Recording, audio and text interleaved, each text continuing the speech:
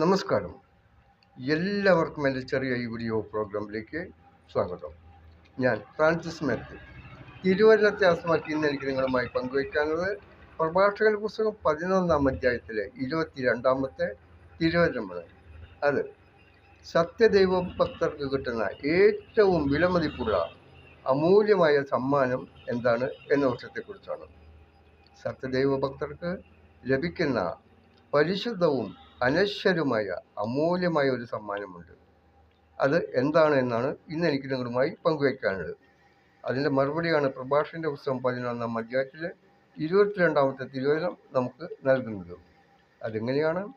കർത്താവിൻ്റെ അനുഗ്രഹമാണ് ദൈവഭക്തന് സമ്മാനം. കർത്താവിൻ്റെ അനുഗ്രഹമാണ് ദൈവഭക്തന് സമ്മാനം.